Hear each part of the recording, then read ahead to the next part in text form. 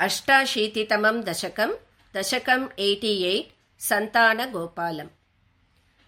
प्रागेवाचार्यपुत्रा हृतिनिशमनया स्वीयशत्सूनुवीक्षां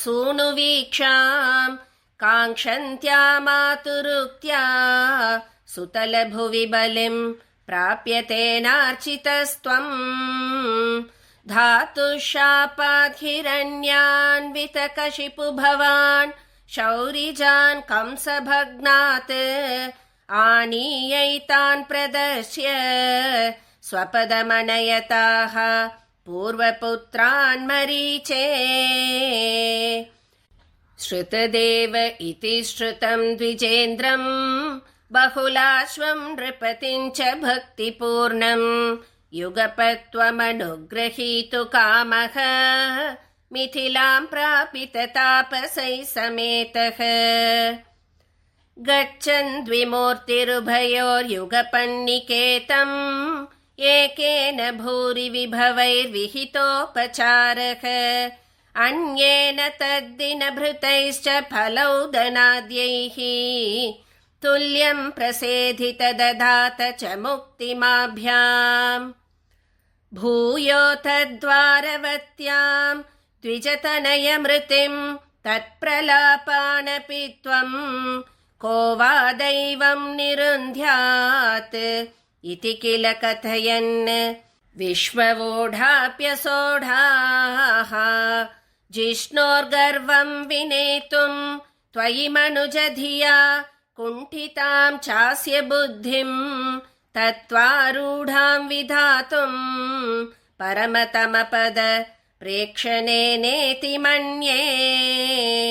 नष्टा अष्टास्य पुत्राः पुनरपि तव तूपेक्षया कष्टवादः स्पष्टो जातो जनानाम् अथ तदवसरे द्वारकामारपार्थः मैत्र्या तद्रोषितोऽसौ नवमसुतमृतौ विप्रवर्य प्ररोदम् श्रुत्वा चक्रे प्रतिज्ञाम् अनुपहृतसुतः सन्निवेक्ष्ये कृशानुम्।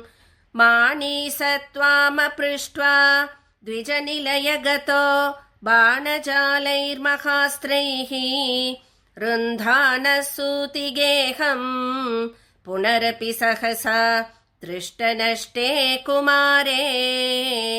यां यामैन्द्रीं तथान्याः सुरवरनगरीर्विद्यया साद्य सद्यः मोघोद्योगः पतिष्यन् हुतभुजि भवता सस्मितं वारितोऽभूत्। सार्धं तेन प्रतीचीं दिशमतिजविना स्यन्दनेनाभियातो लोकालोकं व्यतीतः तिमिरभरमथो चक्रधाम्ना निरुन्धन्। चक्रांशुक्लिष्टदृष्टिं स्थितमथ विजयं पश्य पश्येति वारां पारे त्वं प्राददर्शः किमपि हि तमसां दूरदूरं पदं ते। तत्रासीनं भुजङ्गाधिप शयनतले दिव्यभूषायुधाद्यैः आवीतं पीतचेलं प्रतिनवजलधश्यामलं श्रीमदङ्गम्। मूर्तीनामीशितारं परमिह तिसृणाम् एकमर्थं श्रुतीनां त्वामेव त्वं परात्मन् प्रियसखसहितो नेमिथ क्षेमरूपम्। युवा मामेव द्वौ अधिकविवृतान्तर्हिततया विभिन्नौ सन्द्रष्टुं स्वयमहमहाशं द्विजसुतान् नयेतं द्रागेतान् इति खलु वितीर्णान् पुनरमून् द्विजायादायादाः प्रणुतमहिमा पाण्डुजनुषा।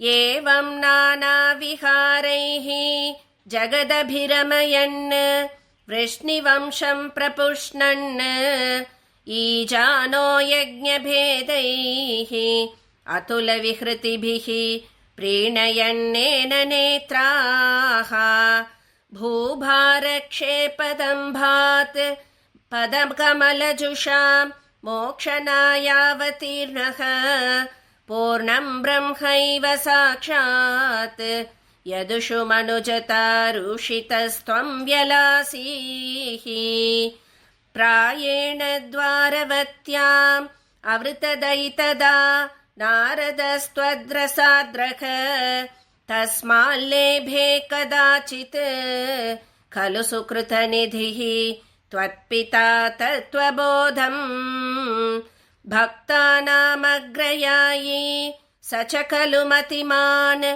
उद्धवस्त्वत्त एव प्राप्तो विज्ञानसारम् स किल जनहितायाधुनास्ते बदर्याम् सोऽयं कृष्णावतारो जयति तव विभो यत्र सौहार्दभीति स्नेहद्वेषानुराग प्रभृतिभिरतुलैः आश्रमैर्योगभेदैः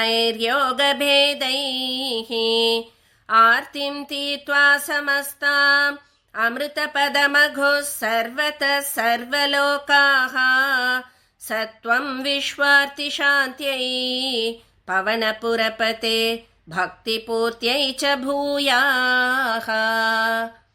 सदा सर्वत्र गोविन्दनाम संकीर्तनं गोविन्द गोविन्द। श्री गुरुवायूरप्पा शरणं श्री हरये नमः।